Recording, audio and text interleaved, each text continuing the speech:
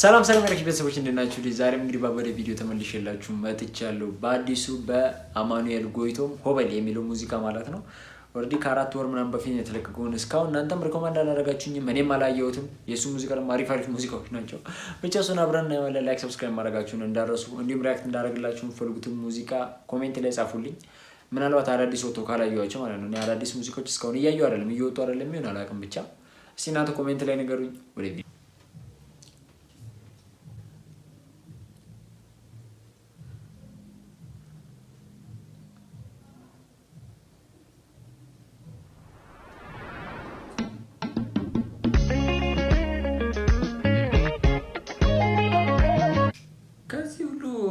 የበዓል አይደለም ሆበል የበዓል አይደለም መሰለኝ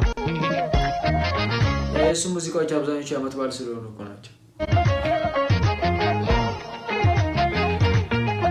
ሽንዓን ኺሸቱ ሰላም ዝዕድሉ ሳዕዛዕታ በርቲዑ ክርቢቶም አዊሉ ብርሃን ግደም ብርሃንም ለቢ አይ ቲንክ ለሀገር መሰለኝ የሀገር አረ ስለ ሀገር መሰለኝ ሰላም ግብርና አለ ከዛ ዛጋና ፖርቱ አለ ምናምን ዕድሉ ሳዕዛዕታ በርቲዑ ክርቢቶም አዊሉ ብርሃን ግደም ብርሃንም ለቢን ሕጂ በጽኺ ሰሊም ይገድኑ አንቲ የረይኩሕሎ ንደጋያት ሕሎ ንልምዓት ይባላሎ أنتي الريك حلو والأرات حلو من معدي بالالو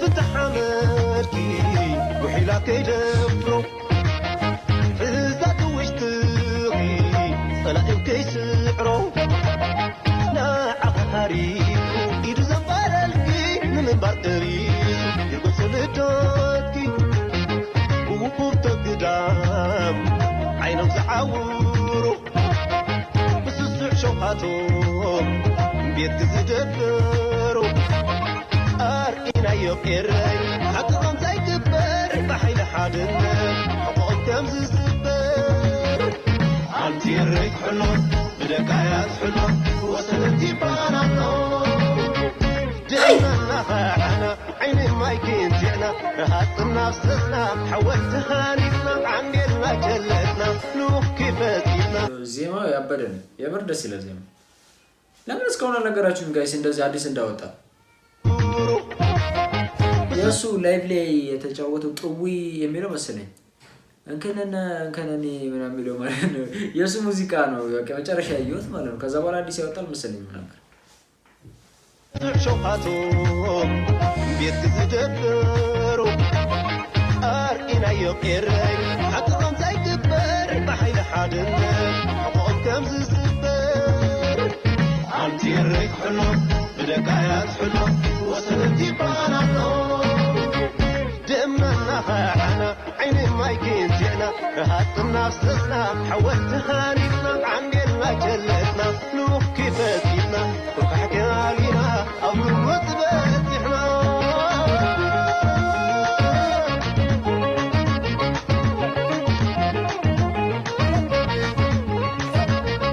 ترملكعي نسرق الزواج فتح البوم وقول حقتنا تسبل كعبة مسمعرو معرين تبل وانت عيارو نمن كدالو أنتي الريك حلو بدكايات حلو وصدتي بارلو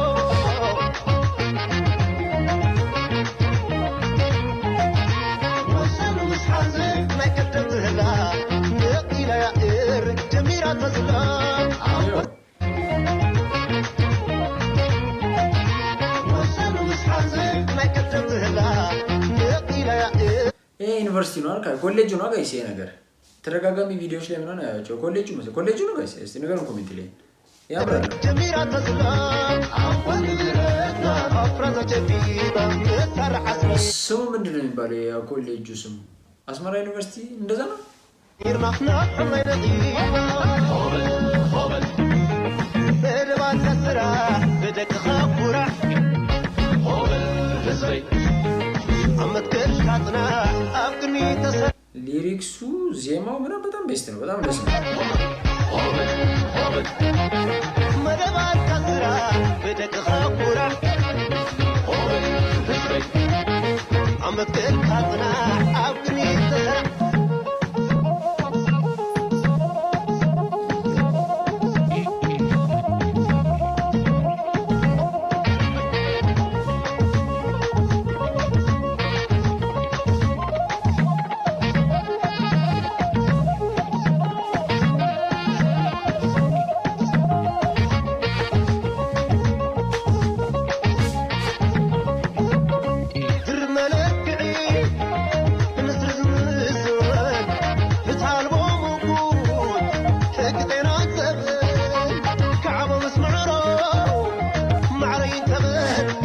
አሜሪካ ነው የሚኖረው ጋይስ እሱ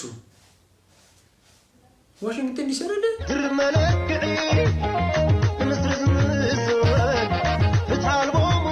ዋሽንግተን ዲሲ ነው አይ ጋይስ አሜሪካ ዋይት ሃውስ አይደል?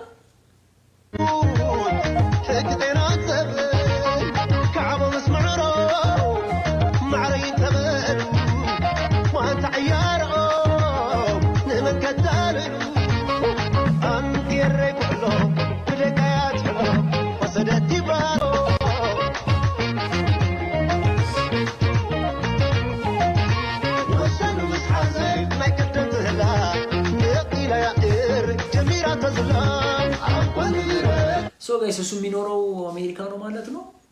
እኔ እኮ እዚህ ኤርትራ መስለኝ የሚኖረው እሱ በእርግጠኝነት ዋይት ሃውስ ነው። መቼስ ግሪን ስክሪን አይደለም።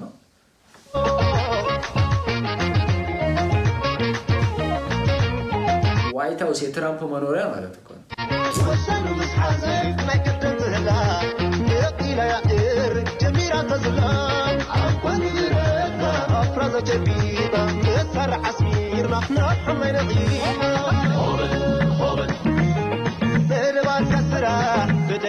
ክሊፑ ሁለት ቦታ ነው ማለት ነው የተቀረጸው። አንድ አሜሪካ፣ አንድ ደግሞ እዚህ ኤርትራ ውስጥ ማለት ነው። ዓመትክን ካብና ኣብ ቅድሚት ተሰራ መደባት ከስራ በደቅኻ ኩራ ዓመትክን ካብና ኣብ ቅድሚት ተሰራ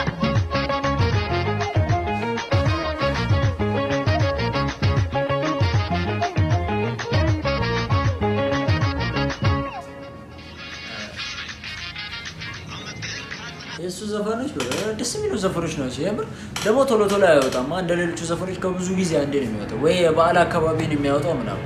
እንደውም ይሄ ለየት ይላል። እኔ ያየኋቸው ተሐንበለ የሚለውና ጥው የሚለው ሁለቱም ብቻ ነው። ከዛ ሌላ ሙዚቃ ራሱ የሱን ሪአክት አድርጌ አላውቅም። እናንተም ሪኮመንድ አድርጋችሁኝ አታውቁም። አሪፍ እስቲ አሪፍ የምትሉት የሱን ኮሜንት ሊንክ ላኩልኝ ኮሜንት ላይ።